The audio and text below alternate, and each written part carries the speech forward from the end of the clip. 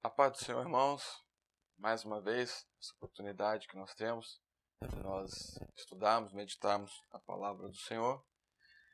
Hoje, já na nossa 13ª lição, nossa última lição do trimestre, com o tema Jesus Cristo, o único libertador, e o tema geral do nosso trimestre, a conquista de Canaã.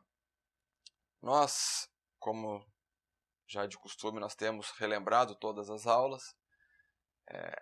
Esse material que estamos gravando é um apoio, um auxílio aos professores da classe da Escola Dominical dos Adolescentes.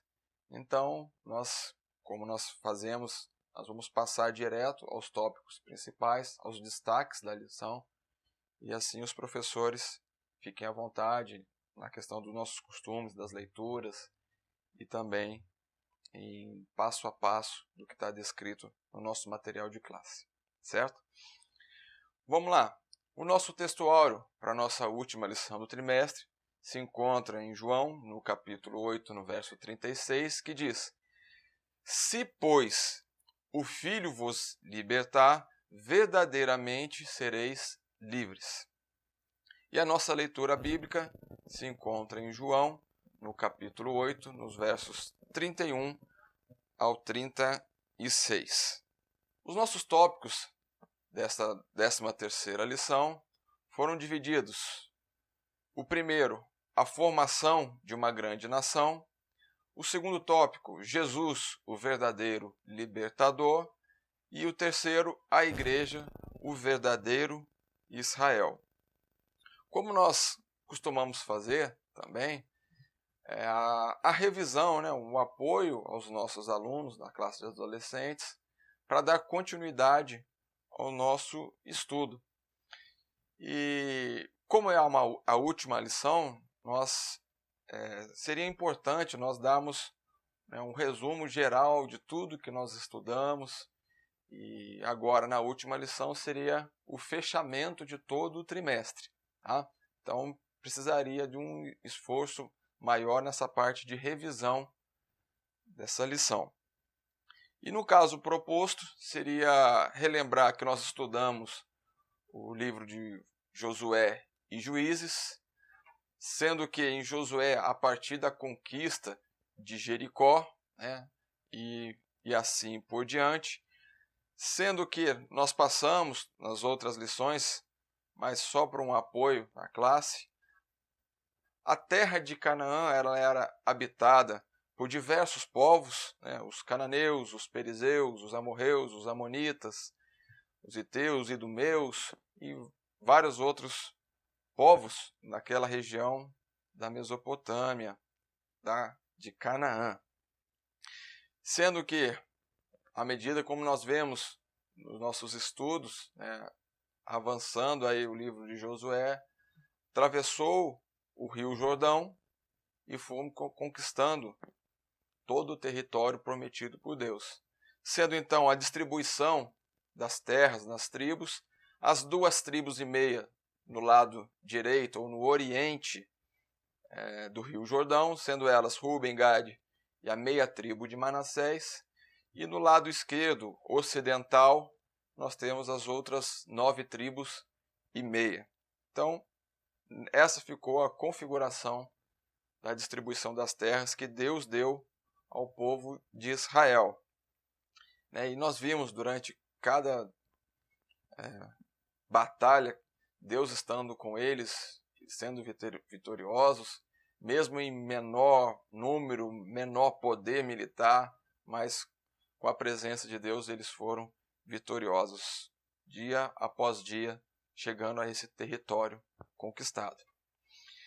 Nessas 10 primeiras lições foram lições mais sistemáticas, seguindo os livros de Josué e Juízes, e as 3 últimas foram separadas em lições temáticas, é claro que relacionado com as 10 primeiras, sendo que nós vemos na 11ª a crise espiritual na atualidade, e que nós vemos aquele ciclo que se passou com os juízes, altos e baixos, ou até mesmo a falta de fé do povo de Israel, idolatria e dentre tantos outros perigos que rondavam o povo de Israel naquela época, hoje em dia, na atualidade, nós temos também perigos que nós temos que estar atentos.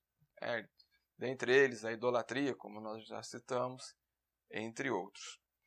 Na lição passada, nós vimos sobre a misericórdia e o amor de Deus, sendo bem claro, notório nesses livros que estudamos, quando o povo se afasta de Deus, o povo não dá ouvido à palavra de Deus, e então vem o castigo. Mas eles lembram, clamam ao Senhor, e o Senhor vem com o resgate, com a sua misericórdia, para libertar o povo do cativeiro.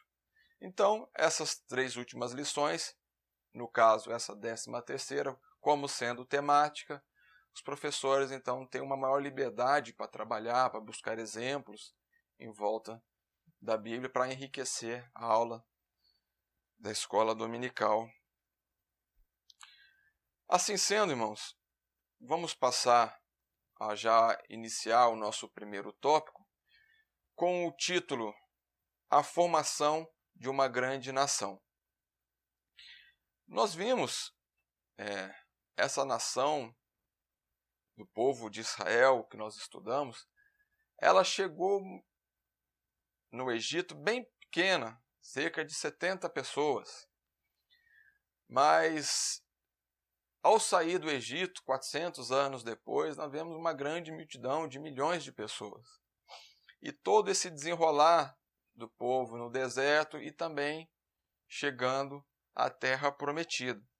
Mas o que a gente tem que deixar claro aos nossos alunos, que o povo de Israel, escolhido por Deus, a descendência carnal de Abraão, Isaque e Jacó, isso foi um símbolo da grande nação ou do povo de Deus escolhido na terra. Descendência de Abraão na carne não quer dizer que seja de Deus, não quer dizer que seja filho de Deus, mas foi um símbolo da aliança de Deus com os homens através de Abraão. E nós temos isso bem claro nas Sagradas Escrituras, quando nós vemos desde lá do começo da existência do mundo, lá em Gênesis, no capítulo 6, nós já vemos essa diferença.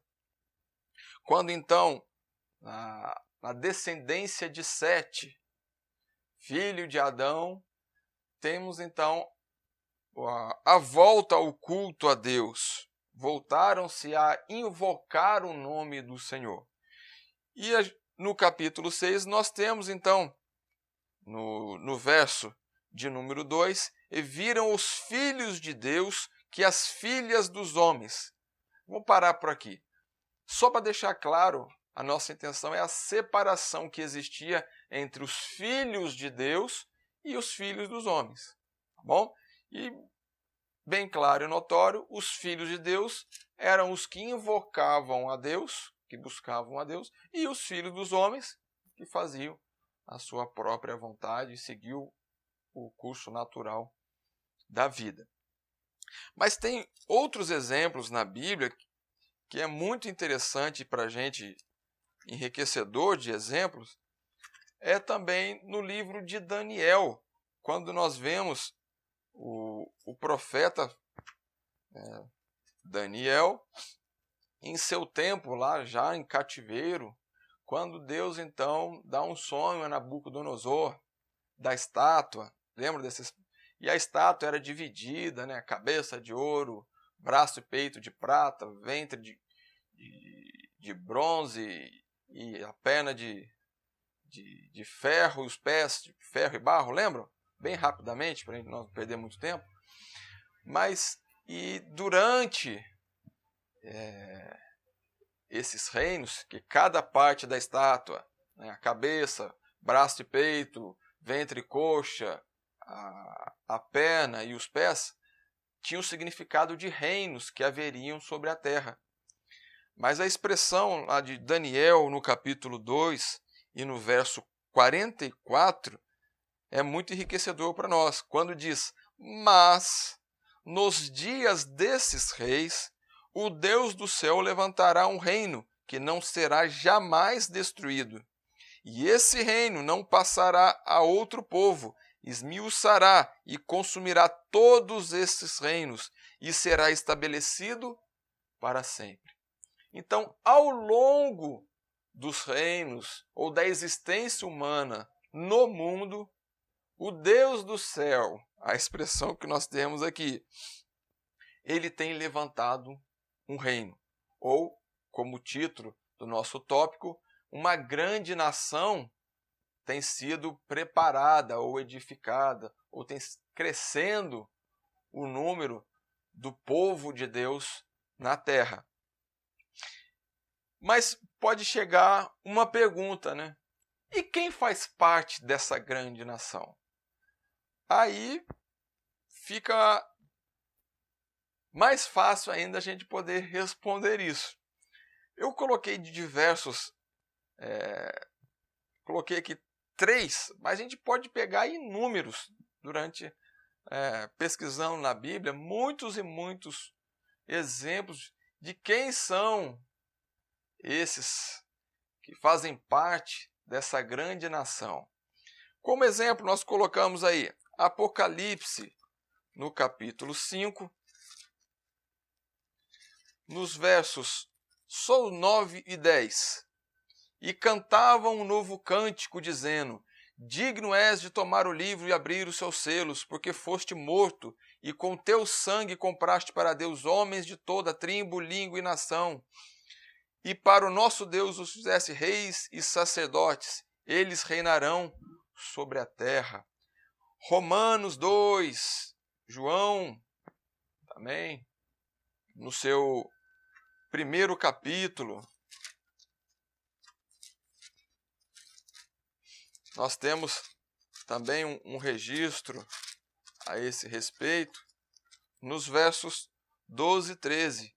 Mas a todos quantos o receberam, deu-lhes o poder de serem feitos filhos de Deus, os que creem no seu nome, os quais não nasceram do sangue, nem da vontade da carne, nem da vontade do varão, mas de Deus.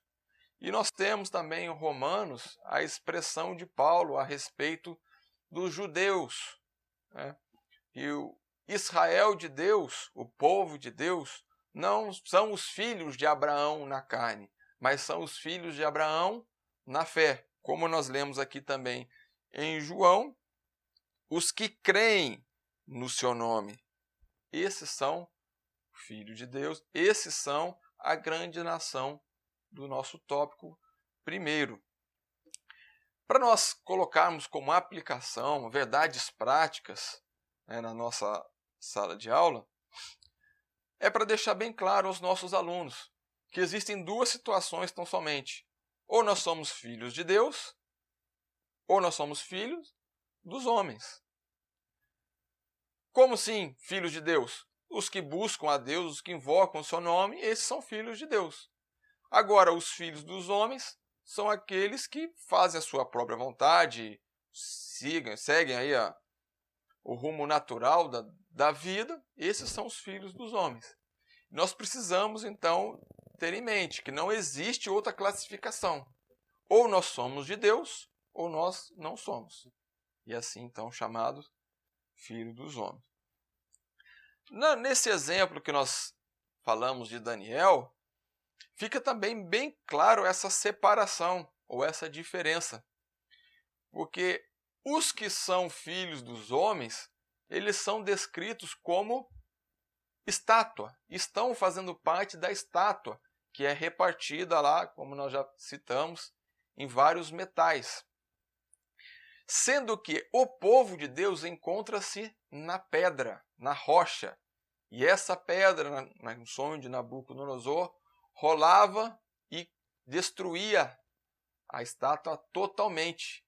E esse reino, então, que era a pedra, o reino de Deus, com o povo de Deus, estabelecido eternamente. Então, se nós vivemos essa vida com as nossas vontades, com o ritmo natural do mundo, nós vamos ter fim e seremos, coisa natural, destruídos, consumidos. Mas os filhos de Deus, os que permanecem na rocha que é Cristo, esses reinarão com ele eternamente. E vamos lá. Quem confia em Deus? É uma pergunta. Faz o que quer? É uma questão que a gente pode levar aos nossos adolescentes. Se são filhos de Deus, fazem a vontade de Deus. Se são filhos dos homens, fazem o que bem entender.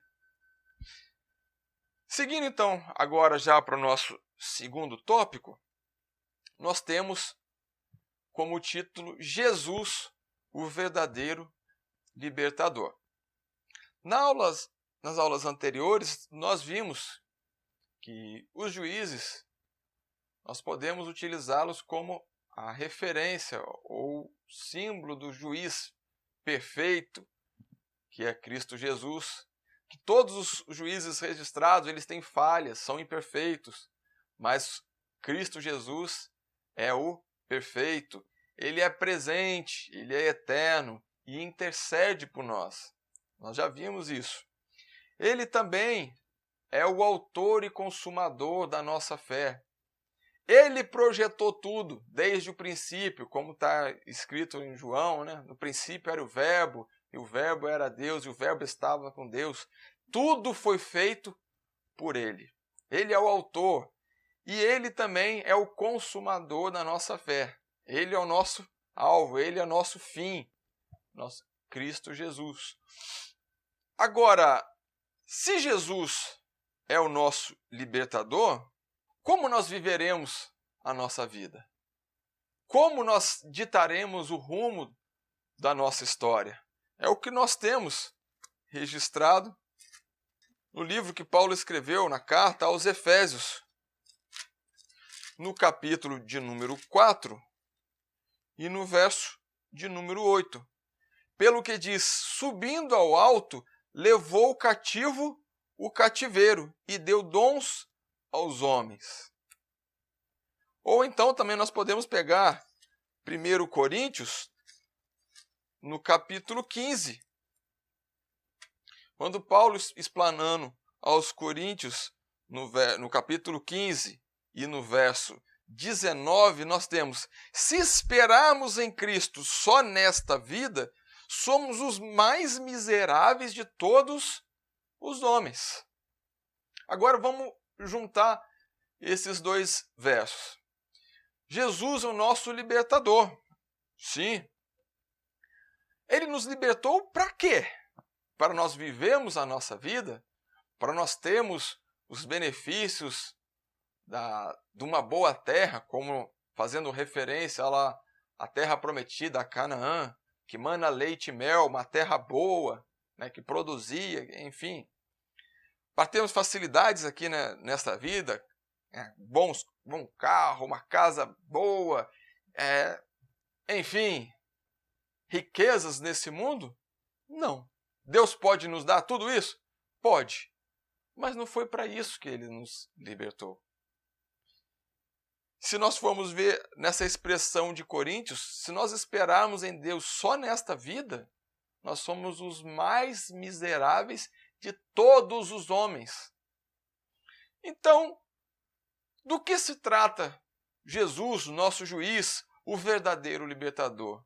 Do que ele nos libertou? Aí nós vamos pegar. Do que ele nos libertou? Se nós falarmos o nosso texto áureo, novamente, se nós lembrarmos dele, nós vamos ver lá em João, no capítulo 8, 36, se, pois, o Filho vos libertar, verdadeiramente sereis livres. Verdadeiramente é dizer que existe uma falsa liberdade e que muitas vezes nós desfrutamos dessa falsa liberdade. Pensamos estar livres de algumas coisas, sendo que, na verdade, não estamos.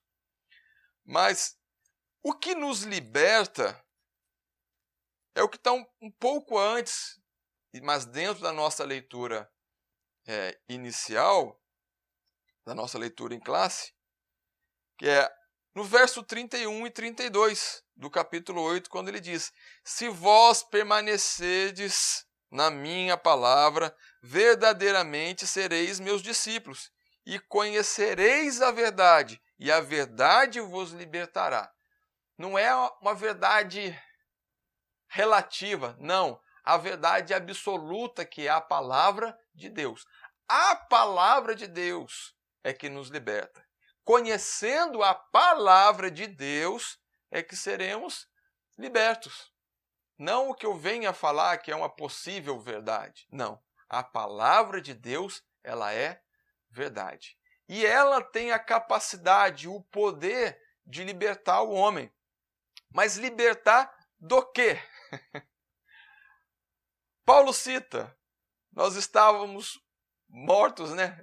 Pecados e ofensas, ou vários outros exemplos, no charco de lodo, afundados, ou no fundo do poço, né? As expressões que nós até utilizamos hoje em dia. Mas se nós formos lá em Isaías, no capítulo 53, nós vamos ver do que ele nos libertou. Quando no capítulo 53 e no verso 4 nós temos: verdadeiramente ele levou sobre si as nossas enfermidades, as nossas dores levou sobre si, e nós o reputamos por aflito, ferido de Deus e oprimido. Mas ele foi ferido pelas nossas transgressões e moído pelas nossas iniquidades. O castigo que nos traz a paz estava sobre ele, e pelas suas pisaduras fomos sarados. Todos nós andávamos desgarrados como ovelha, cada um se desviava pelo seu caminho, mas o Senhor fez cair sobre ele a iniquidade de nós todos.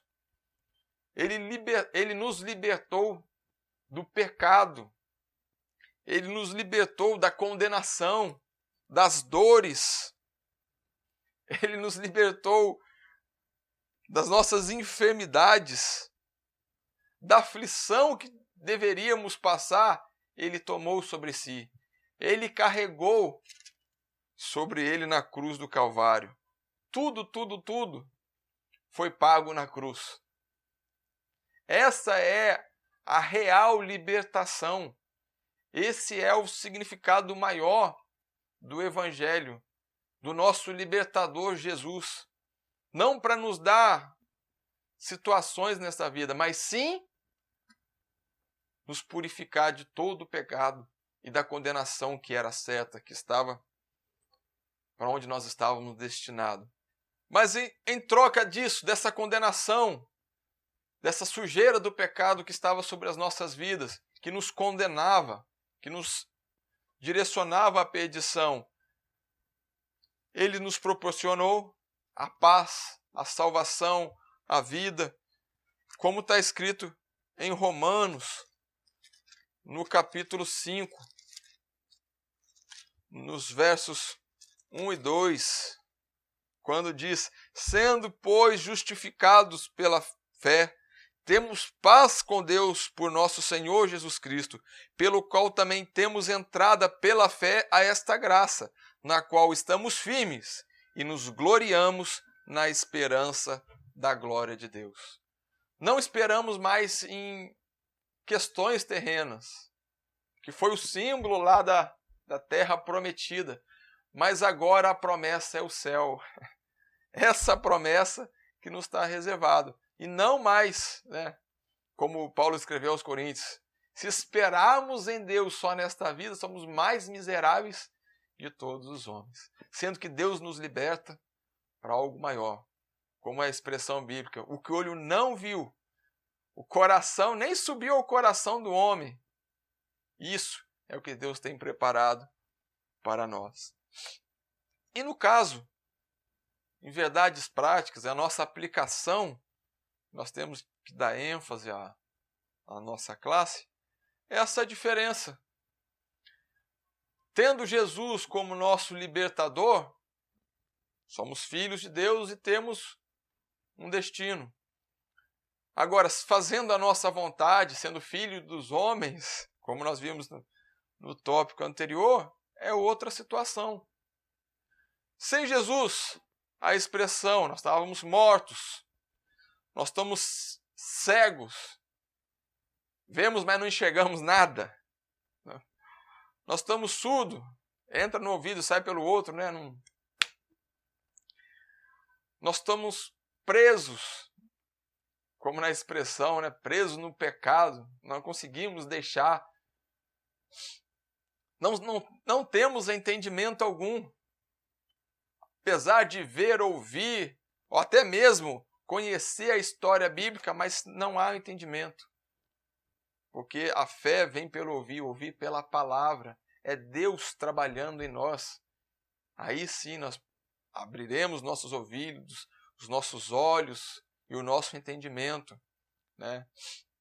Agora, na liberdade proposta por Cristo Jesus, que pagou na cruz por nós, no lugar da morte, temos a vida. Nós passamos a enxergar, sim, verdadeiramente, ver as coisas com os olhos da fé, com os olhos, conforme, né, existe até um hino, ver conforme os teus olhos, Senhor. Ouvir verdadeiramente e entender, porque o Evangelho não é o Evangelho de paixão, de sentimento, não. É de entendimento, como está escrito, né? Renovais pelo vosso entendimento, para que experimenteis qual seja a boa, perfeita e agradável vontade de Deus. Então nós precisamos ser transformados por esse entendimento, pelo conhecimento. E mais, paz, alegria da salvação, vida eterna. É isso que Deus, o nosso libertador, Jesus Cristo, tem nos proposto. E como nós vimos no tópico anterior, não existe outra situação. Ou nós somos livres do mundo de pecados e horrores, mas servimos a Deus, ou servimos a nós mesmos e temos esse triste fim. Agora, já no terceiro tópico, é destacado então a igreja, o verdadeiro Israel. Israel, nós já bem falamos, do povo de Israel, que é um símbolo. Mas hoje em dia nós utilizamos a expressão igreja. E o que vem a ser igreja? Nada mais é o significado de assembleia, de ajuntamento, de congregação. Também nós utilizamos a palavra igreja para representar o povo de Deus, o corpo de Cristo, né? Nós somos células vivas do corpo de Cristo, a igreja. Mas esse termo igreja, ele tem que ser bem conceituado, porque ele é diferente de instituição religiosa. Apesar de nós chamarmos assim, Igreja Assembleia de Deus, Igreja Batista, Igreja, mas a Igreja de Deus, o verdadeiro Israel, o povo de Deus adquirido, conforme a citação bíblica, não vem através de placa, muito menos de cartão de membro de igreja. Eu faço parte da igreja, eu tenho um cartão de membro. Ixi, está longe disso. Você pode até satisfazer alguns requisitos, vamos lá, humanos, ou até mesmo enganar os homens com a falsa santidade ou modo de viver, vamos assim dizer. Mas Deus não tem como nós enganá-lo. Porque conforme até a escritura bíblica, né, os que são de Deus têm a marca de Deus. E quem faz a marca é o próprio Deus. Mas como nós vimos lá no tópico primeiro, a grande nação, o reino de Deus, lá descrito na rocha, que é a igreja. E nós temos uma citação bíblica, lá em 1 Pedro, no capítulo 2, nos versos 9 e 10, que diz: Mas vós sois a geração eleita, o sacerdócio real, a nação santa, o povo adquirido, para que anuncieis as virtudes daquele que vos chamou das trevas para a sua maravilhosa luz. Vós que, em outro tempo, não erais povo, mas agora sois povo de Deus, que não tinhas alcançado misericórdia, mas agora alcançaste misericórdia. Então, essa grande nação, esse reino de Deus, lá em Daniel, ou agora o termo igreja, são a mesma coisa. Mas o verdadeiro reino de Deus, verdadeira igreja, a verdadeira nação de Deus, são os que são escolhidos. Ou a outra expressão que a gente pode usar, os que foram lavados, os que foram comprados pelo sangue de Jesus, foram adquiridos através da cruz. Essa nação, esse povo, esse reino, a igreja de Deus verdadeira, ela é invencível. E ela é, ou ela está sendo, ela foi edificada por Deus. É o que nós temos lá em Mateus, no capítulo 16, no verso 18, quando diz que as portas do inferno não prevalecerão contra a minha igreja, né? A expressão que lá temos. Mas a igreja, volto a repetir, não é instituição, é contra o povo de Deus marcado, que nós temos aí espalhados sobre a face da terra. Esse povo de Deus, ele é invencível. Por que ele é invencível? Porque nós somos fortes? Não, porque quem está conosco é forte. Nele sim nós podemos ter essa firmeza, nos apoiar nele. Aí está a invencibilidade do povo de Deus. Também essa igreja, ela é protegida, é amada por ele.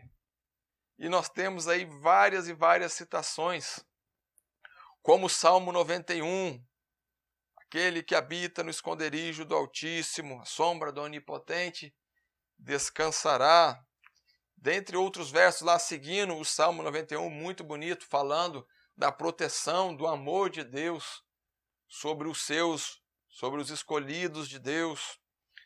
Nós temos também em Zacarias tem vários textos bonitos no seu capítulo 2, quando ele, a respeito da visão que Deus deu a Zacarias sobre a Nova Jerusalém, a cidade santa. E nós temos lá registrado no capítulo 2, no verso 5 de Zacarias, eu, diz o Senhor, serei para ela um muro de fogo em redor, eu mesmo serei no meio dela a sua glória. E no verso de número 8, nós temos, porque assim diz o Senhor dos Exércitos, depois da glória ele me enviou às nações, que vos despojaram, porque aquele que tocar em vós, toca na menina do seu olho. Então nós somos protegidos pelo próprio Deus. A expressão aqui poética até, quem toca em nós, na igreja, no povo de Deus, é como tocar na menina dos olhos do Senhor. Aí que está o cuidado que tem que ter, até mesmo entre nós. Ah, eu sou filho de Deus. Tá, se você é filho de Deus, você não vai machucar, vai ferir o outro, porque o outro também pode ser filho de Deus. Então, é por isso que há necessidade de uma harmonia, de um entendimento, como células vivas do corpo de Cristo. Estamos juntos, unidos, e nós todos somos amados e protegidos por Deus. Daí pode chegar também, uma outra expressão, lá em Romanos, rapidamente, no capítulo de número 8, no verso 33, quando nós temos: quem intentará acusação contra os escolhidos de Deus? É Deus quem os justifica. Quem os condenará? Pois é Cristo quem morreu, ou antes, quem ressuscitou dentre os mortos, o qual está à direita de Deus e também intercede por nós. Quem nos separará do amor de Cristo? A tribulação, ou a angústia, ou a perseguição, a fome, ou a nudez, ou o perigo, ou a espada? E segue depois respondendo: nada poderá nos separar do amor de Cristo. Como as perguntas: quem nos acusará? Sendo que nós fomos escolhidos por Deus, e é Deus quem nos justifica. Quem nos condenará? Se Deus morreu na cruz do Calvário, Ele levou sobre si as nossas dores, as nossas iniquidades que nós citamos, é Ele que nos perdoa, que nos justifica, e é Ele quem pagou por nós, a igreja, a nação santa, escolhida, o povo de Deus, os outros termos que a gente pode utilizar. Agora pode surgir, então, já que não a igreja não é a instituição, não são os membros, todos os membros da igreja, então a pergunta é: quem é? Ou onde está essa igreja? E nós temos que responder sem demorar. Está pronto a responder essas questões. Primeiro, quem é a igreja? A igreja somos nós. Nós quem? Lá em 1 Coríntios, no capítulo 6, e em Romanos, só esses 2 versos, nós já vamos responder essa questão de quem é e onde está. Quando nós temos a resposta de quem é em Romanos, no capítulo 8, do verso 14, quando ele diz: os filhos de Deus são os que são guiados pelo Espírito de Deus. Estes são filhos de Deus. Todos os outros que não são guiados pelo Espírito de Deus, que fazem a sua vontade, que etc, etc, etc, não podem ser chamados de filhos de Deus. E a igreja em si, onde está a igreja, está dentro daquele que é filho de Deus. Quando em 1 Coríntios, no capítulo 6, do verso 19, diz: ou não sabeis que o nosso corpo é o templo do Espírito, que habita em vós, proveniente de Deus, e que não sois de vós mesmos? Nós somos a igreja, somos o corpo de Deus. Então a igreja somos nós, desde que nós sejamos filhos de Deus. Se você é filho de Deus, você é a igreja. E onde que fica essa igreja? Você é a igreja e você é o templo do Espírito, que nós chamamos hoje de igreja. O templo é igreja e o templo é você. Ou o recipiente que nós utilizamos, né? O local onde servimos a Deus, onde habita o Espírito de Deus, é chamado também na Bíblia de templo do Espírito, igreja. Na nossa aplicação, a nossa verdade prática aqui, nós temos então agora que destacar essa diferenciação da igreja verdadeira de Deus e a igreja instituição. Quando nós temos lá em Apocalipse, no capítulo 2 e 3, nós temos a carta. João então escreveu às 7 igrejas, por ordem de Deus. E vou pegar somente 3 exemplos: a igreja de Sardes, a igreja de Laodiceia e a igreja de Filadélfia. E lá está bem notório, e parece que foi escrito hoje, né? Para os nossos dias. Quando nós temos a expressão da igreja de Sardes, no capítulo 3 de Apocalipse, no final do verso 1, quando diz: eu sei as tuas obras, que tem nome de quem vives e estás morto. Tem gente que pensa que é crente, que é filho de Deus, mas na verdade de Deus não tem nada. Usa-se a expressão, né? Deus, sou crente, eu sou cristão, mas é cristão mesmo? Faz a vontade de Deus? Então, você não pode falar que você é filho de Deus ou que você tem nome de Deus na sua vida. A outra expressão que nós temos aqui, a carta de Laodiceia, que diz no verso 15 do capítulo 3, eu sei as tuas obras, que nem és frio nem quente. Tomara fosse frio ou quente. Assim, porque és morno e não és frio nem quente, vomitar-te-ei da minha boca. É a situação que nós temos de pessoas que querem ser filhos de Deus e filhos dos homens ao mesmo tempo. Ou a expressão que a gente também usa, né? Um pé na igreja, um pé no mundo. Não existe essa situação. É exemplificado aqui como crente morno. Um pouquinho de Deus e um pouquinho do mundo. Não tem como vivermos dessa forma. E a expressão forte que nós temos aqui, a igreja de Laodiceia, é que é crente morno. E a consequência desse estado do crente é vomitar-te-ei da minha boca. Agora, por outro lado, também nós temos a igreja da Filadélfia. Quando diz no verso 8 do capítulo 3 ainda, eu sei as tuas obras, eis que diante de ti pus uma porta aberta, e ninguém a pode fechar. Tendo pouca força, guardaste a minha palavra e não negaste o meu nome. Aqui nós temos a beleza de novamente nós temos a situação que contra esta igreja as portas do inferno não prevalecerão. Ninguém poderá fechar a porta que Deus abriu. Por quê? Com pouca força, essa igreja guardou a palavra e não negou o nome do Senhor.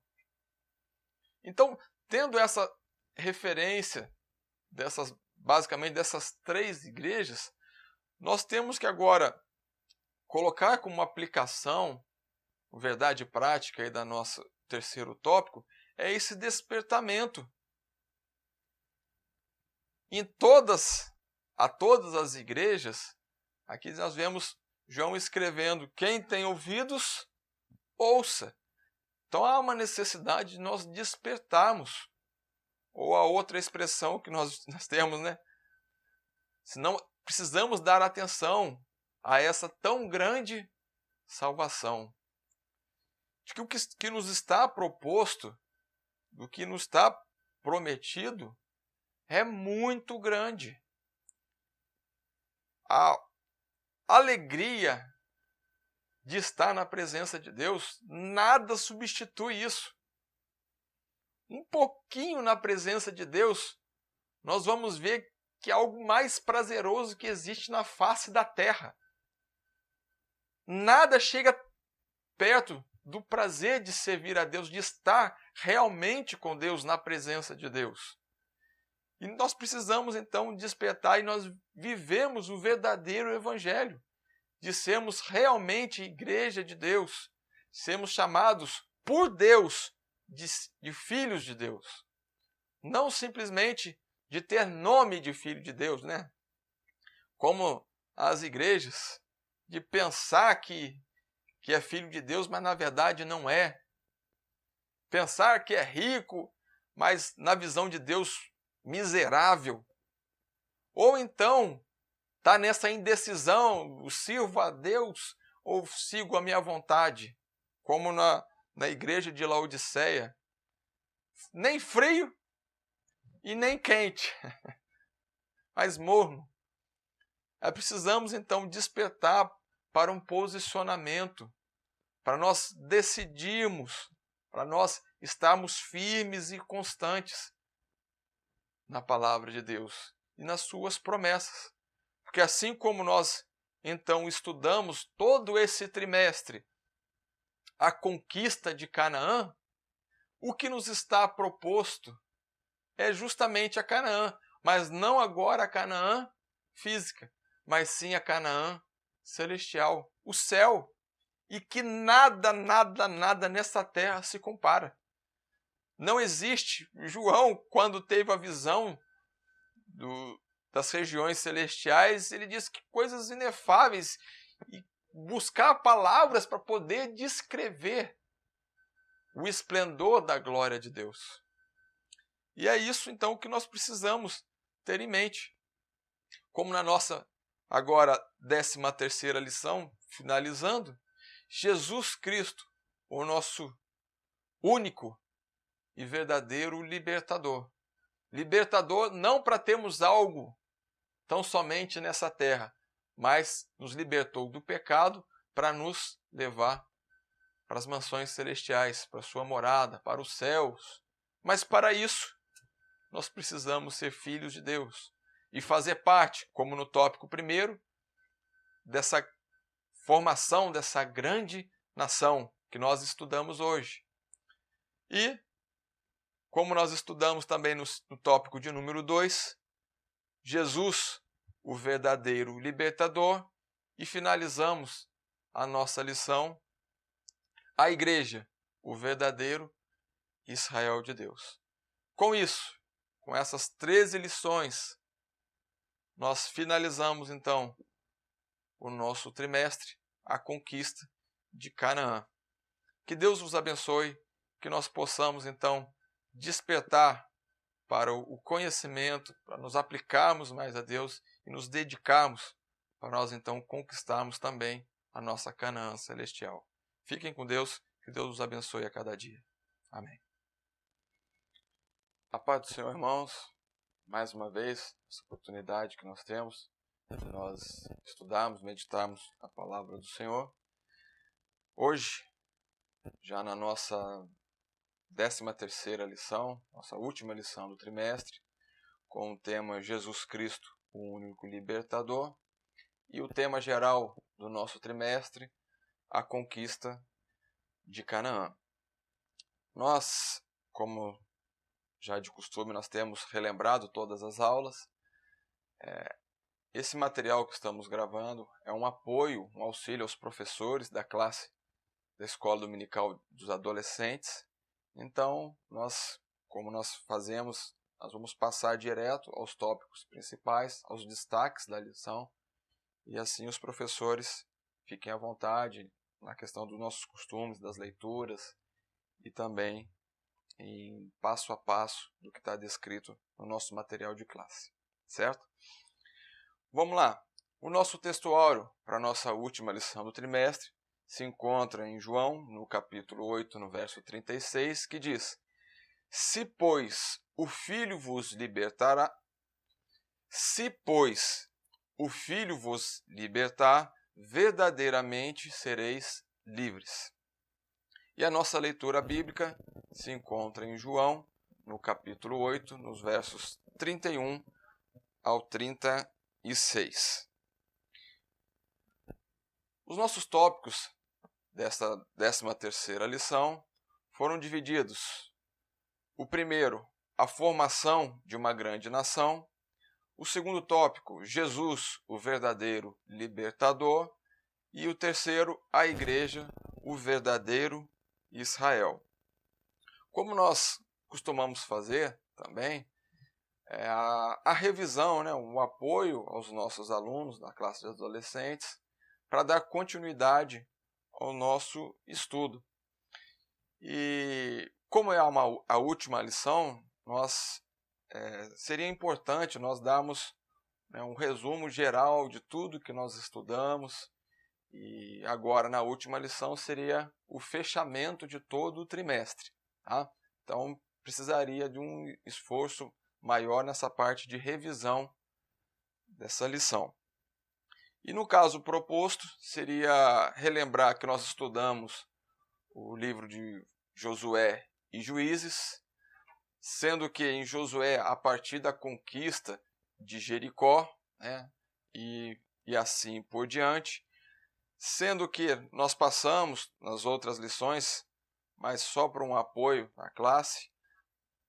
A terra de Canaã ela era habitada por diversos povos, né? Os cananeus, os perizeus, os amorreus, os amonitas, os heteus, os idumeus e vários outros povos naquela região da Mesopotâmia, de Canaã.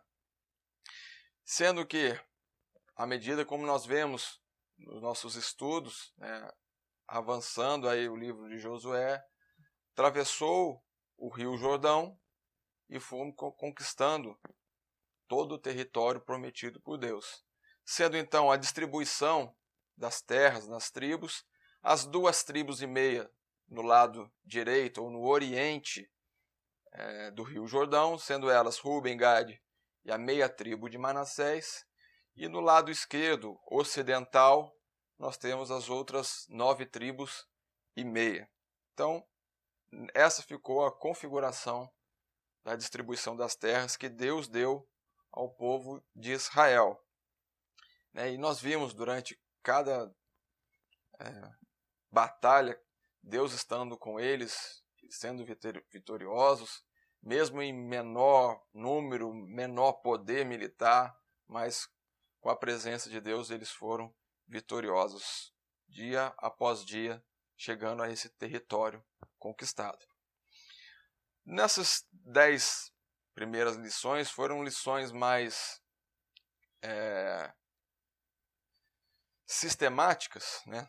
Seguindo os livros de Josué e Juízes, e as 3 últimas foram separadas lições temáticas, é claro que relacionado com as 10 primeiras, sendo que nós vemos na 11ª a crise espiritual na atualidade, e que nós vemos, né, aquele ciclo que se passou com os juízes, altos e baixos, ou até mesmo a falta de fé do povo de Israel, idolatria, e dentre tantos outros perigos que rondavam o povo de Israel naquela época.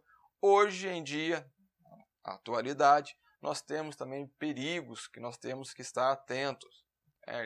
Dentre eles, a idolatria, como nós já citamos, entre outros.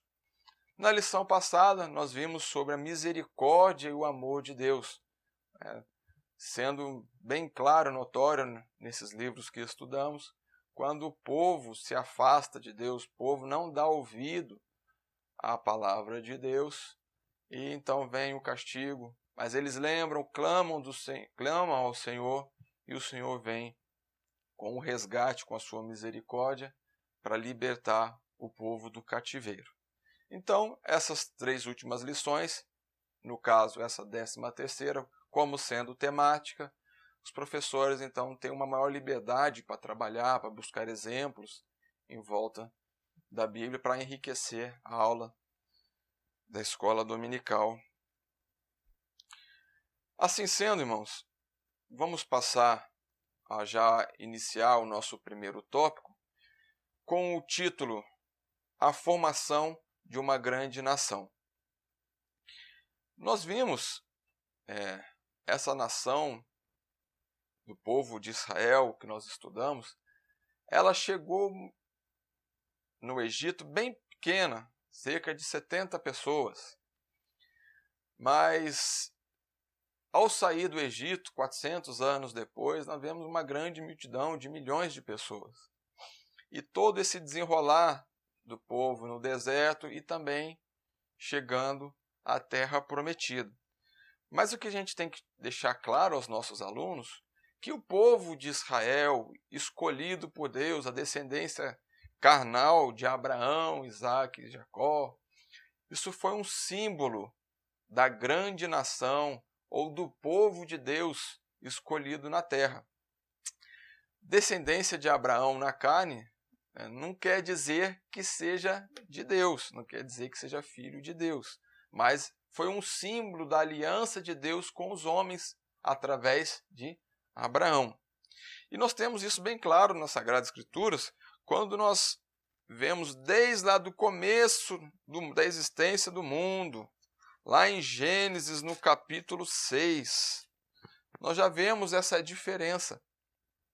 Quando então, na descendência de Sete, filho de Adão, temos então a volta ao culto a Deus. Voltaram-se a invocar o nome do Senhor.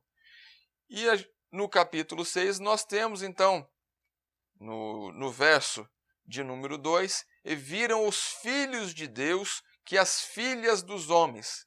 Vamos parar por aqui. Só para deixar claro, a nossa intenção é a separação que existia entre os filhos de Deus e os filhos dos homens. Tá bom?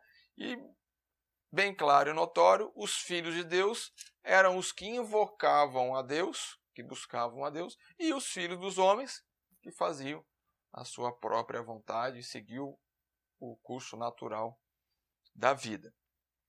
Mas tem outros exemplos na Bíblia que é muito interessante para a gente, enriquecedor de exemplos, é também no livro de Daniel, quando nós vemos o profeta Daniel, em seu tempo lá já em cativeiro, quando Deus então dá um sonho a Nabucodonosor da estátua, lembra desses? E a estátua era dividida, né? Cabeça de ouro, braço e peito de prata, ventre de bronze e a perna de ferro e os pés de ferro e barro, lembram? Bem rapidamente, para a gente não perder muito tempo. Mas, e durante esses reinos, que cada parte da estátua, né, a cabeça, braço e peito, ventre e coxa, a perna e os pés, tinham o significado de reinos que haveriam sobre a terra. Mas a expressão lá de Daniel, no capítulo 2 e no verso 44, é muito enriquecedor para nós, quando diz: mas nos dias desses reis, o Deus do céu levantará um reino que não será jamais destruído. E esse reino não passará a outro povo, esmiuçará e consumirá todos esses reinos, e será estabelecido para sempre. Então, ao longo dos reinos ou da existência humana no mundo, o Deus do céu, a expressão que nós temos aqui, ele tem levantado um reino. Ou, como título do nosso tópico, uma grande nação tem sido preparada ou edificada, ou tem crescendo o número do povo de Deus na terra. Mas pode chegar uma pergunta, né? E quem faz parte dessa grande nação? Aí fica mais fácil ainda a gente poder responder isso. Eu coloquei de diversos, coloquei aqui 3, mas a gente pode pegar inúmeros durante pesquisando na Bíblia, muitos e muitos exemplos de quem são esses que fazem parte dessa grande nação. Como exemplo, nós colocamos aí Apocalipse, no capítulo 5,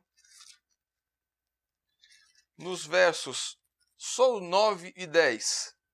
E cantavam um novo cântico, dizendo: digno és de tomar o livro e abrir os seus selos, porque foste morto, e com teu sangue compraste para Deus homens de toda tribo, língua e nação. E para o nosso Deus os fizeste reis e sacerdotes, eles reinarão sobre a terra. Romanos 2, João, também, no seu primeiro capítulo, nós temos também um registro a esse respeito, nos versos 12 e 13. Mas a todos quantos o receberam, deu-lhes o poder de serem feitos filhos de Deus, os que creem no seu nome, os quais não nasceram do sangue, nem da vontade da carne, nem da vontade do varão, mas de Deus. E nós temos também em Romanos a expressão de Paulo a respeito dos judeus, né? E o Israel de Deus, o povo de Deus, não são os filhos de Abraão na carne, mas são os filhos de Abraão na fé. Como nós lemos aqui também em João, os que creem no seu nome. Esses são filhos de Deus, esses são a grande nação do nosso tópico primeiro. Para nós colocarmos como aplicação verdades práticas, né, na nossa sala de aula, é para deixar bem claro aos nossos alunos que existem duas situações tão somente. Ou nós somos filhos de Deus, ou nós somos filhos dos homens. Como sim, filhos de Deus? Os que buscam a Deus, os que invocam o seu nome, esses são filhos de Deus. Agora, os filhos dos homens são aqueles que fazem a sua própria vontade, seguem aí o rumo natural da vida. Esses são os filhos dos homens. Nós precisamos, então, ter em mente que não existe outra classificação. Ou nós somos de Deus, ou nós não somos. E assim, então, chamados filhos dos homens. Nesse exemplo que nós falamos de Daniel, fica também bem claro essa separação, ou essa diferença. Porque os que são filhos dos homens, eles são descritos como estátua, estão fazendo parte da estátua, que é repartida lá, como nós já citamos, em vários metais. Sendo que o povo de Deus encontra-se na pedra, na rocha. E essa pedra, no sonho de Nabucodonosor, rolava e destruía a estátua totalmente. E esse reino, então, que era a pedra, o reino de Deus, com o povo de Deus, estabelecido eternamente. Então, se nós vivemos essa vida com as nossas vontades, com o ritmo natural do mundo, nós vamos ter fim e seremos, coisa natural, destruídos, consumidos. Mas os filhos de Deus, os que permanecem na rocha que é Cristo, esses reinarão com Ele eternamente. E vamos lá. Quem confia em Deus, é uma pergunta, faz o que quer? É uma questão que a gente pode levar aos nossos adolescentes. Se são filhos de Deus, fazem a vontade de Deus. Se são filhos dos homens, fazem o que bem entender. Seguindo então agora já para o nosso segundo tópico, nós temos como título Jesus, o verdadeiro libertador. Nas aulas anteriores, nós vimos que os juízes, nós podemos utilizá-los como a referência ou símbolo do juiz perfeito, que é Cristo Jesus. Que todos os juízes registrados, eles têm falhas, são imperfeitos, mas Cristo Jesus é o perfeito. Ele é presente, ele é eterno e intercede por nós. Nós já vimos isso. Ele também é o autor e consumador da nossa fé. Ele projetou tudo desde o princípio, como está escrito em João, né? No princípio era o Verbo, e o Verbo era Deus, e o Verbo estava com Deus. Tudo foi feito por Ele. Ele é o autor, e Ele também é o consumador da nossa fé. Ele é o nosso alvo, Ele é o nosso fim, nosso Cristo Jesus. Agora, se Jesus é o nosso libertador, como nós viveremos a nossa vida? Como nós ditaremos o rumo da nossa história? É o que nós temos registrado no livro que Paulo escreveu, na carta aos Efésios, no capítulo de número 4 e no verso de número 8. Pelo que diz, subindo ao alto, levou cativo o cativeiro e deu dons aos homens.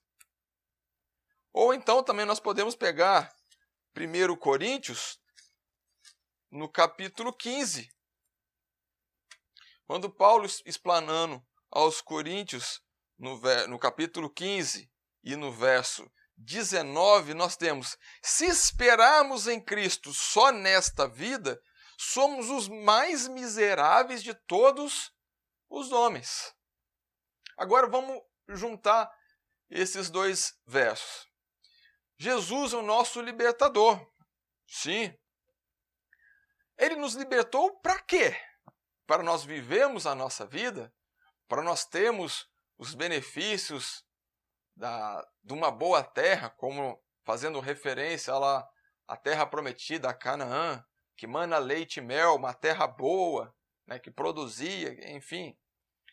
Para termos facilidades aqui, né, nesta vida, bom carro, uma casa boa, enfim, riquezas nesse mundo? Não. Deus pode nos dar tudo isso? Pode. Mas não foi para isso que ele nos libertou. Se nós formos ver nessa expressão de Coríntios, se nós esperarmos em Deus só nesta vida, nós somos os mais miseráveis de todos os homens. Então, do que se trata Jesus, nosso juiz, o verdadeiro libertador? Do que ele nos libertou? Aí nós vamos pegar. Do que ele nos libertou? Se nós falarmos o nosso texto áureo, novamente, se nós lembrarmos dele, nós vamos ver lá em João, no capítulo 8, 36, se, pois, o Filho vos libertar, verdadeiramente sereis livres. Verdadeiramente é dizer que existe uma falsa liberdade e que muitas vezes nós desfrutamos dessa falsa liberdade. Pensamos estar livres de algumas coisas, sendo que na verdade não estamos. Mas o que nos liberta é o que está um pouco antes, mas dentro da nossa leitura inicial, da nossa leitura em classe, que é no verso 31 e 32 do capítulo 8, quando ele diz: se vós permanecerdes na minha palavra, verdadeiramente sereis meus discípulos, e conhecereis a verdade, e a verdade vos libertará. Não é uma verdade relativa, não. A verdade absoluta, que é a palavra de Deus.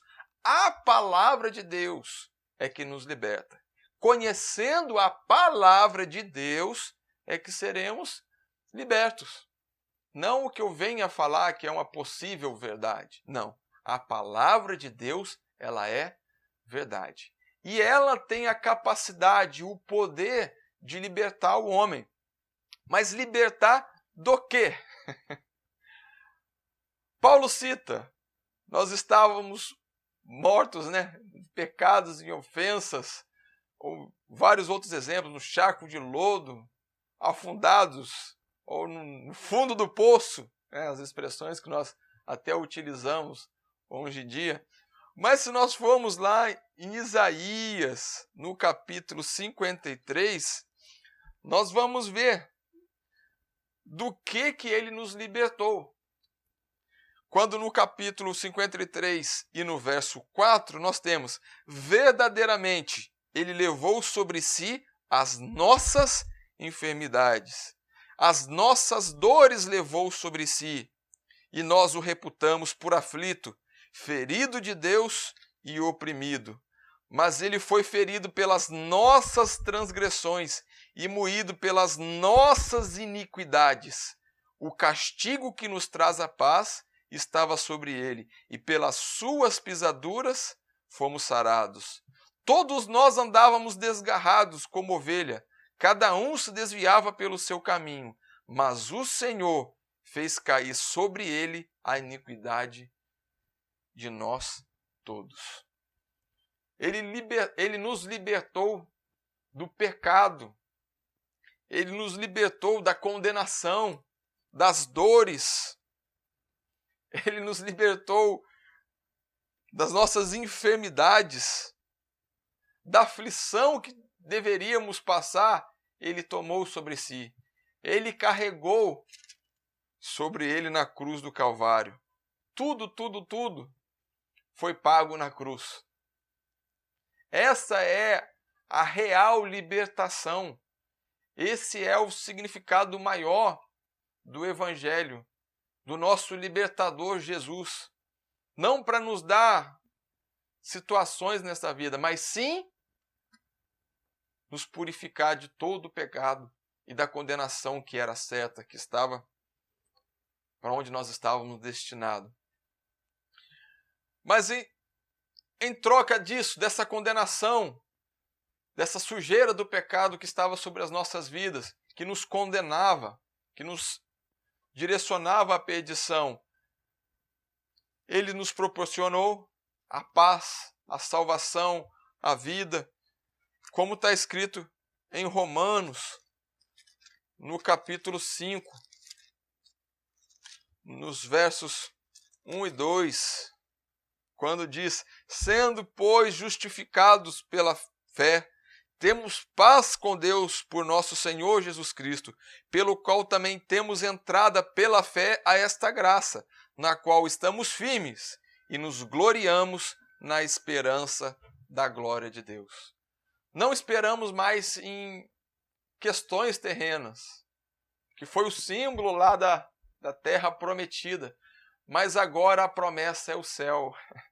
Essa promessa que nos está reservado. E não mais, como Paulo escreveu aos Coríntios, se esperarmos em Deus só nesta vida, somos mais miseráveis de todos os homens. Sendo que Deus nos liberta para algo maior, como é a expressão bíblica: o que o olho não viu, o coração nem subiu ao coração do homem. Isso é o que Deus tem preparado para nós. E no caso, em verdades práticas, a nossa aplicação, nós temos que dar ênfase à nossa classe, é essa diferença. Tendo Jesus como nosso libertador, somos filhos de Deus e temos um destino. Agora, fazendo a nossa vontade, sendo filho dos homens, como nós vimos no tópico anterior, é outra situação. Sem Jesus, a expressão, nós estávamos mortos, nós estamos cegos, vemos, mas não enxergamos nada. Nós estamos surdos, entra no ouvido e sai pelo outro, Nós estamos presos, como na expressão, presos no pecado, não conseguimos deixar. Não temos entendimento algum. Apesar de ver, ouvir, ou até mesmo conhecer a história bíblica, mas não há entendimento. Porque a fé vem pelo ouvir, ouvir pela palavra. É Deus trabalhando em nós. Aí sim nós abriremos nossos ouvidos, os nossos olhos e o nosso entendimento. Agora, na liberdade proposta por Cristo Jesus, que pagou na cruz por nós, no lugar da morte, temos a vida. Nós passamos a enxergar, sim, verdadeiramente, ver as coisas com os olhos da fé, com os olhos, conforme, existe até um hino, ver conforme os teus olhos, Senhor. Ouvir verdadeiramente e entender, porque o Evangelho não é o Evangelho de paixão, de sentimento, não. É de entendimento, como está escrito, renovais pelo vosso entendimento, para que experimenteis qual seja a boa, perfeita e agradável vontade de Deus. Então nós precisamos ser transformados por esse entendimento, pelo conhecimento. E mais, paz, alegria da salvação, vida eterna. É isso que Deus, o nosso libertador, Jesus Cristo, tem nos proposto. E como nós vimos no tópico anterior, não existe outra situação. Ou nós somos livres do mundo de pecados e horrores, mas servimos a Deus, ou servimos a nós mesmos e temos esse triste fim. Agora, já no terceiro tópico, é destacado então a igreja, o verdadeiro Israel. Israel, nós já bem falamos do povo de Israel, que é um símbolo. Mas hoje em dia nós utilizamos a expressão igreja. E o que vem a ser igreja?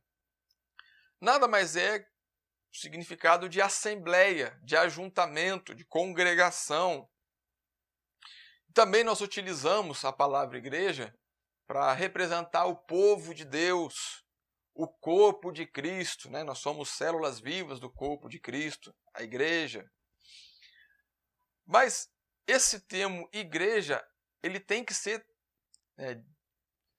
bem conceituado, porque ele é diferente de instituição religiosa. Apesar de nós chamarmos assim, Igreja Assembleia de Deus, Igreja Batista, Igreja, mas a Igreja de Deus, o verdadeiro Israel, o povo de Deus adquirido, conforme a citação bíblica, não vem através de placa, muito menos de cartão de membro de igreja. Eu faço parte da igreja, eu tenho um cartão de membro. Ixi, está longe disso.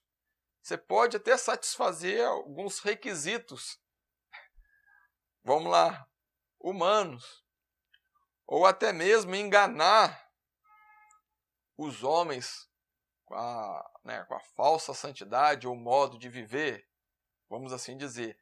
Mas Deus não tem como nós enganá-lo. Porque conforme até a escritura bíblica, os que são de Deus têm a marca de Deus. E quem faz a marca é o próprio Deus. Mas como nós vimos lá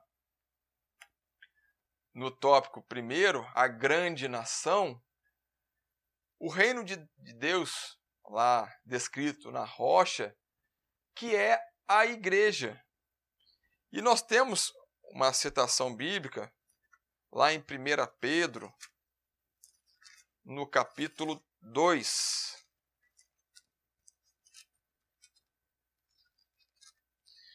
Nos versos 9 e 10, que diz: Mas vós sois a geração eleita, o sacerdócio real, a nação santa, o povo adquirido, para que anuncieis as virtudes daquele que vos chamou das trevas para a sua maravilhosa luz.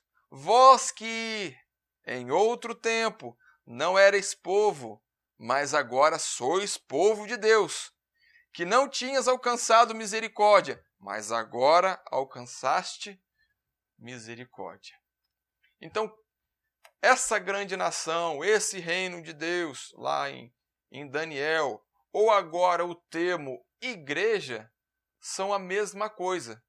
Mas o verdadeiro reino de Deus, verdadeira igreja, verdadeira nação de Deus, são os que são escolhidos. Ou a outra expressão que a gente pode usar, os que foram lavados, os que foram comprados pelo sangue de Jesus, foram adquiridos através da cruz. Essa nação, esse povo, esse reino, a igreja de Deus verdadeira, ela é invencível. E ela é, ou ela está sendo, ela foi edificada por Deus.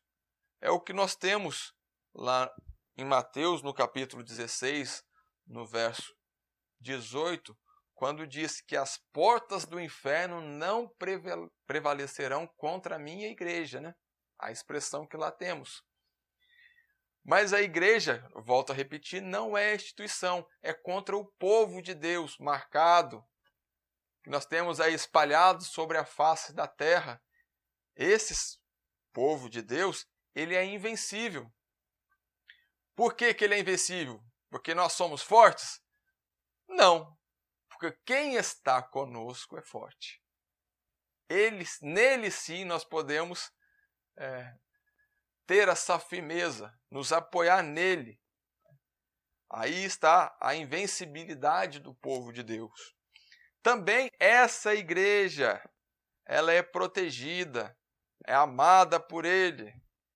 E nós temos aí várias e várias citações, como o Salmo 91, aquele que habita no esconderijo do Altíssimo, a sombra do Onipotente, descansará. Dentre outros versos lá seguindo o Salmo 91, muito bonito, falando da proteção, do amor de Deus sobre os seus, sobre os escolhidos de Deus. Nós temos também em Zacarias tem vários textos bonitos no seu capítulo 2, quando ele, a respeito da visão que Deus deu a Zacarias sobre a Nova Jerusalém, a cidade santa. E nós temos lá registrado no capítulo 2, no verso 5 de Zacarias: eu, diz o Senhor, serei para ela um muro de fogo em redor. Eu mesmo serei no meio dela a sua glória. E no verso de número 8, nós temos: porque assim diz o Senhor dos Exércitos, depois da glória ele me enviou às nações que vos despojaram, porque aquele que tocar em vós, toca na menina do seu olho. Então nós somos protegidos pelo próprio Deus. A expressão aqui poética até, quem toca em nós, na igreja, no povo de Deus, é como tocar na menina dos olhos do Senhor. Aí que está o cuidado que tem que ter, até mesmo entre nós. Ah, eu sou filho de Deus. Tá, se você é filho de Deus, você não vai machucar, vai ferir o outro, porque o outro também pode ser filho de Deus. Então, por isso que há a necessidade de uma harmonia, de um entendimento, como células vivas do corpo de Cristo. Estamos juntos, unidos, e nós todos somos amados e protegidos por Deus. Daí pode chegar também, uma outra expressão, lá em Romanos, rapidamente, no capítulo de número 8, no verso 33, quando nós temos: quem intentará acusação contra os escolhidos de Deus? É Deus quem os justifica. Quem os condenará? Pois é Cristo quem morreu, ou antes, quem ressuscitou dentre os mortos, o qual está à direita de Deus e também intercede por nós. Quem nos separará do amor de Cristo? A tribulação, ou a angústia, ou a perseguição, a fome, ou a nudez, ou o perigo, ou a espada? E segue depois respondendo: nada poderá nos separar do amor de Cristo. Como as perguntas: quem nos acusará? Sendo que nós fomos escolhidos por Deus, e é Deus quem nos justifica. Quem nos condenará? Se Deus morreu na cruz do Calvário, Ele levou sobre si as nossas dores, as nossas iniquidades que nós citamos, é Ele que nos perdoa, que nos justifica, e é Ele quem pagou por nós, a igreja, a nação santa, escolhida, o povo de Deus, os outros termos que a gente pode utilizar. Agora pode surgir, então, já que não a igreja não é a instituição, não são os membros, todos os membros da igreja, então a pergunta é: quem é? Ou onde está essa igreja? E nós temos que responder sem demorar. Está pronto a responder essas questões. Primeiro, quem é a igreja? A igreja somos nós. Nós quem? Lá em 1 Coríntios, no capítulo 6, e em Romanos, só esses dois versos, nós já vamos responder essa questão de quem é e onde está. Quando nós temos a resposta de quem é em Romanos, no capítulo 8, do verso 14, quando ele diz: os filhos de Deus são os que são guiados pelo Espírito de Deus. Estes são filhos de Deus. Todos os outros que não são guiados pelo Espírito de Deus, que fazem a sua vontade, que etc, etc, etc, não podem ser chamados de filhos de Deus. E a igreja em si, onde está a igreja, está dentro daquele que é filho de Deus. Quando em 1 Coríntios, no capítulo 6, do verso 19, diz: ou não sabeis que o nosso corpo é o templo do Espírito, que habita em vós, proveniente de Deus, e que não sois de vós mesmos? Nós somos a igreja, somos o corpo de Deus. Então a igreja somos nós, desde que nós sejamos filhos de Deus. Se você é filho de Deus, você é a igreja. E onde que fica essa igreja? Você é a igreja e você é o templo do Espírito, que nós chamamos hoje de igreja. O templo é igreja e o templo é você.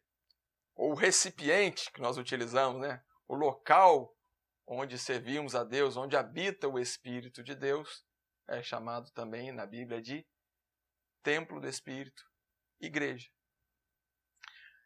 Na nossa aplicação, a nossa verdade prática aqui, nós temos então agora que destacar essa diferenciação da igreja verdadeira de Deus e a igreja instituição.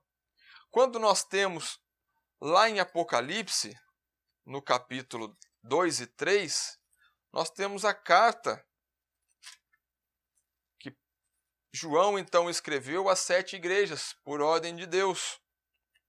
E vou pegar somente 3 exemplos: a igreja de Sardes, a igreja de Laodiceia e a igreja de Filadélfia. E lá está bem notório, e parece que foi escrito hoje, né?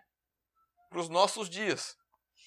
Quando nós temos a expressão da igreja de Sardes, no capítulo 3 de Apocalipse, no final do verso 1, quando diz: eu sei as tuas obras, que tem nome de quem vives e estás morto. Tem gente que pensa que é crente, que é filho de Deus, mas na verdade de Deus não tem nada. Usa-se a expressão, né? Deus, sou crente, eu sou cristão, mas é cristão mesmo? Faz a vontade de Deus? Então, você não pode falar que você é filho de Deus ou que você tem nome de Deus na sua vida. A outra expressão que nós temos aqui, a carta de Laodiceia, que diz no verso 15 do capítulo 3, eu sei as tuas obras, que nem és frio nem quente. Tomara fosse frio ou quente. Assim, porque és morno e não és frio nem quente, vomitar-te-ei da minha boca. É a situação que nós temos de pessoas que querem ser filhos de Deus e filhos dos homens ao mesmo tempo. Ou a expressão que a gente também usa, né? Um pé na igreja, um pé no mundo. Não existe essa situação.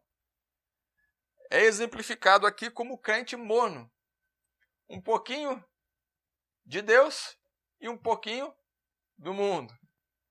Não tem como vivermos dessa forma. E a expressão forte que nós temos aqui, a igreja de Laodiceia, que é crente morno. E a consequência desse estado do crente é vomitar-te-ei da minha boca. Agora, por outro lado, também nós temos a igreja da Filadélfia. Quando diz no verso 8 do capítulo 3 ainda: eu sei as tuas obras, eis que diante de ti pus uma porta aberta, e ninguém a pode fechar. Tendo pouca força, guardaste a minha palavra e não negaste o meu nome. Aqui nós temos a beleza de, novamente, nós temos a situação que contra esta igreja, as portas do inferno não prevalecerão. Ninguém poderá fechar a porta que Deus abriu. Porque com pouca força essa igreja guardou a palavra e não negou o nome do Senhor. Então, tendo essa referência basicamente dessas 3 igrejas, nós temos que agora colocar como aplicação, verdade prática aí da nossa terceiro tópico, é esse despertamento. A todas as igrejas, aqui nós vemos João escrevendo: quem tem ouvidos, ouça. Então há uma necessidade de nós despertarmos. Ou a outra expressão que nós temos, né? Senão precisamos dar atenção a essa tão grande salvação. De que o que nos está proposto, do que nos está prometido, é muito grande. A alegria de estar na presença de Deus, nada substitui isso. Um pouquinho na presença de Deus, nós vamos ver que é algo mais prazeroso que existe na face da terra. Nada chega perto do prazer de servir a Deus, de estar realmente com Deus, na presença de Deus.